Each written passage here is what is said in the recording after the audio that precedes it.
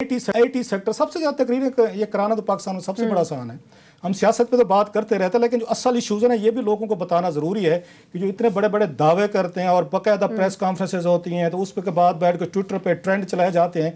असल में हकीकत इनकी क्या है और किस तरह की हुकूमतें जो हैं ये आके, स्पेशली आईटी सेक्टर जो यूथ का सबसे ज़्यादा फेवरेट सेक्टर है, उस पर इमरान खान साहब की अपनी हुकूमत ने कितना लेट डाउन किया, ये सारी की सारी चीज़ें ये कैबिनेट के पिछले इजलास में सामने आई हैं।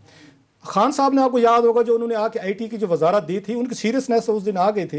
इन्होंने खालिद मकबूल सदीकी साहब को दी थी, जो डॉक्टर साहब थे एमक्यूएम वाले।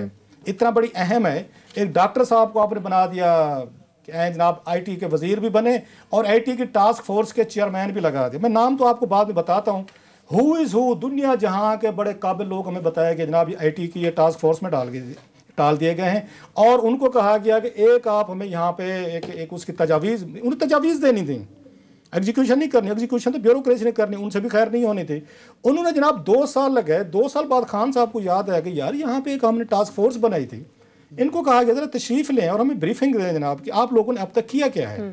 नाम तो मैं आपको बाद में बताऊँ, सुन के ज़रा ऊँची दुकान फीका पकवान, वो झूठे रूप के दर्शन कि कैसे कैसे बड़े नाम हैं, और उनकी कारकर्दगी जिस तरह की एक्सपोज हुई है और जितनी खान साहब को वहाँ पे मेरा ख्याल मायूसी हुई है, तमाम वजीरों को हुई है, उससे अंदाज़ा आप उस पर कर सकते हैं कि ये मुल्क सबसे अहम जो सेक्टर है आईटी, उसको कितना कैजुअल अंदाज में लिया जाता है यहाँ पे। अब सैयद अमीनुल हक साहब आ गए, एक कुछ शोएब सदीकी साहब हैं, उनकी बड़ी बातें सुनते थे, माशाल्लाह बड़े काबिल बाबू हैं, बड़े ब्यूरोक्रेट हैं, वो भी उस मिनिस्ट्री में बैठे हुए। सैयद अमीनुल हक साहब भी बैठे हैं, और मादरत के साथ ये हमें कहा जाता है बड़ी पढ़ी लिखी क्लास है। उस पढ़ी लिखी क्लास के सुने आमिर साहब, उन्होंने ये कहा जनाब इनके जिम्मे लगाया गया था कि आप, जैसे मैंने कहा कि वो करके दें। जब इन्होंने ब्रीफिंग ख़त्म की कैबिनेट में, कोई 15 के करीब इनके जिम्मे काम लगे हुए थे। नोट ये हुआ कि इन 2 सालों में इन लोगों से, ये 20-25 लोग जो थे, इनसे 15 सिफारिशात तैयार नहीं हो सकी सर। सिर्फ 15 सिफारिशात इन्होंने तैयार करनी थी कि हमने आईटी सेक्टर को कैसे कैसे यहाँ करना है। उस पर फवाद चौधरी साहब बैठे हुए थे, उसने कहा आप तो इनको रो रहे हैं ना आईटी सेक्टर को, पूरे मुल्क को चलाना था, या फ्रीलांस करवाना था, ई गवर्नेंस करवानी थी, या ग्रेजुएशन करवानी थी, दुनिया भर के साथ आपने, हाँ सबसे बड़ा हमने आईटी एक्सपोर्ट बढ़वानी थी इनके जरिए। ये जो है जिनको अभी इन्होंने 35% अलाउ किया है ना, वो मनी लॉन्ड्रिंग का लीगल तरीका जो स्टेट बैंक ऑफ पाकिस्तान ने दिया है, इनके जरिए हमने आईटी एक्सपोर्ट बढ़वानी थी। ये बड़े बड़े एक्सपर्ट इकट्ठे किए गए, तो सैयद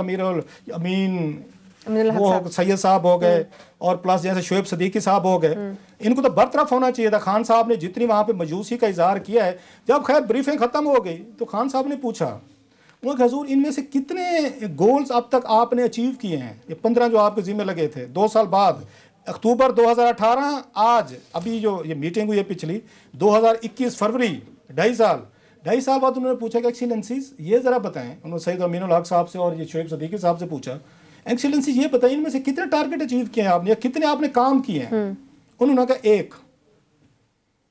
इमरान खान साहब वाज मतलब फॉर अंडरस्टैंडेबल रीजन, उन्होंने कहा जनाब जाली मैं तो 1001 इसमें तकरीरें कर चुका हूँ, मैं तो कौम को मतलब एक्सपोर्ट बढ़ा चुका हूँ कि जनाब आईटी एक्सपोर्ट बढ़ गई है, चांद पे पहुंचने वाले, हम तो चांद पे पहुंचने वाले, आईटी वाला ये सेक्टर जो हमें चांद पे पहुंचाने वाले। आप ये कह रहे हैं कि 15 में से सिर्फ हमने 1 काम किया है सर। उसके बाद जनाब उन्होंने इनकी उठाई है पूरी ब्रीफिंग, मैं मुहारफतन कह रहा हूँ, ये प्रैक्टिकल नहीं कहता, और वो कह रहे हैं थ्रो इट अवे। इनकी प्रैक्टिकली तौर पर 2 सालों 2.5 सालों बाद ये परफॉर्मेंस देखें इस कमेटी की कि इस मुल्क की आपकी 60% के करीब यूथ है, सबसे ज़्यादा आप इसमें इन्वॉल्व हैं, इसमें आईटी सेक्टर की तरफ आपको तवज्जो की ज़रूरत है, नौजवानों को जॉब्स की ज़रूरत है, जॉब्स आपने क्रिएट करनी थी, और 2.5 साल बाद आपको टास्क फोर्स बता रही है कि हम तो सिर्फ 1 काम कर सकते। तो खान साहब ने वर्चुअली, ये मैंने कहा बड़े अरसे बाद हुआ है, इन्होंने उठा के इनकी जो ब्रीफिंग थी ना बहर फेंकी है, और इनको कहा गया सैयद अमीनुल हक साहब के और इनके सेक्रेटरी, हालांकि इनको सेक्रेटरी को इनको डिसमिस करना चाहिए था, इनको अपने मिनिस्टर को डिसमिस करना चाहिए था कि आपके जिम्मे 2.5 साल से काम लगा हुआ है, तो आप लोग क्या कर रहे हैं सारे। और मुझे ये यकीन है, अभी मैं इसकी डिटेल्स इकट्ठी करूँगा, फॉलो अप, इन्होंने इजलास ही नहीं किए होंगे सर, इस मिनिस्ट्री ने उन लोगों को बुलाया ही नहीं होगा जो लोग इन्होंने एक्सपर्ट इसमें डाले हुए थे। सो इनको कहा गया है, और इनको कोई शर्म नहीं आती, कोई शर्मिंदगी नहीं होगी इन लोगों को। इतने बड़े कैबिनेट के फोरम पे 60 वजीरों की मौजूदगी में आपकी बेइज्जती की गई है, आपको इंसल्ट किया गया है, आपकी कारकर्दगी 0 पर मतलब 0/10 आपने स्कोर किया, और इस बात को छुपा लिया गया है। ये शिबली फराज साहब भी आपको प्रेस कॉन्फ्रेंस में नहीं बताते, ये जो बाकी आते हैं सारा दिन ट्विटर खेलते रहते हैं, ये चीज़ें छुपा ली जाती हैं। वैसे आएंगे 2-2 4-4 घंटे कौम को ये लेक्चर देंगे और बताएंगे भाई साहब ये भी तो बताएं कि आपके वजीरों और आपकी ब्यूरोक्रेसी ने जो आईटी सेक्टर को तबाह किया है, जिन्होंने आपको सिफारिशात देनी, उसके बारे में आप हमें ये कौम को क्यों नहीं बताते? वो प्रेस कॉन्फ्रेंस में कैबिनेट के इजलास के बाद क्यों नहीं बताई जाती? आमिर साहब जरा नाम सुने, ये कौम को पता चलना चाहिए कि कौन कौन से लोग थे जिनको खान साहब लेके आए थे टास्क फोर्स के, बड़े ज़रूरी हैं जनाब। सबसे पहले तो मिनिस्टर साहब, इससे पहले खालिद मकबूल सदीकी साहब चेयरमैन थे, अब सैयद अमीनुल हक साहब माशाल्लाह आ गए। इसके बाद सेक्रेटरी आईटी जो हैं शुएब सदीकी साहब, वो थे जनाब। अताउर रहमान साहब डॉक्टर, फॉर्मर आपके minister of science and technology और चेयरमैन हायर एजुकेशन कमीशन, इसके मेंबर थे आइंस्टाइन ऑफ पाकिस्तान, जो रोजाना हमें समझाते रहते हैं, लेकिन टास्क फोर्स पे 0 नंबर लेके निकले वहां से कैबिनेट से सर, उसमें नहीं थे। एक इंजीनियर जवाद सलीम कुरैशी साहब थे, चेयरमैन पाकिस्तान इंजीनियरिंग काउंसिल, जरा नाम सुनते हैं, ऊंची दुकान फीके पकवान। इसके बाद सैयद अली रजा शाह साहब, member 88 ministry of IT and telecom. वैसे इनके लिए थोड़ा इट्स मूवमेंट ऑफ शेम कि जो कुछ कैबिनेट में आप लोगों की परफॉर्मेंस है। आगे सुने, या मुदस्सर हुसैन मेंबर टेलीकॉम, ये भी वहाँ मिनिस्ट्री ऑफ आईटी में बैठते हैं। इसके बाद वाइस एडमिरल सैयद आरफुल्लाह हुसैन, ये सीईओ, नाम ही बहुत बड़े, सीईओ यहाँ पे मेरा Husaini concept and solution sir, ये उनके हैं सर। इसके बाद सैयद अहमद, ये चेयरमैन है सर, इनके मेरे ख्याल PSHA वगैरह का CEO DPL हैं सर, नाम भी माशाल्लाह बड़े हैं ना। इसके बाद डॉक्टर जरताज अफजल, ये उस्मानी साहब में फैकल्टी हैं, ये इलेक्ट्रिकल इंजीनियरिंग की हैं। शहद मुस्तफ़ा हैं CEO टेलीनोर, शहद Mustafa CEO Telenor micro finance bank, नाम सुनते जाएं। और तमाम के तमाम 2.5 सालों में इस मुल्क और कौम को 15 सजेशन नहीं दे सके कि आपने आईटी सेक्टर को आके अपलिफ्ट करना करें। इसका नदीम मुस्तफ़ा साहब, ये फॉर्मर कंट्री मैनेजर थे माइक्रोसॉफ्ट। आमिर साहब नाम तो सुने ना आप जरा, इनकी परफॉर्मेंस है।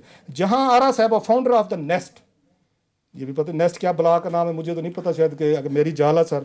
इसके बाद जनाब जुहैर, आप ये बड़ा नाम है, जुहैर खलीक साहब, ये को फाउंडर थे, पार्टनर टीम थे सर, टीम अप नेशनल आपकी उसके center and former CEO Mobilink के फार्मर CEO जो हैं जुहैर खालिक साहब, ये इसके मेंबर थे।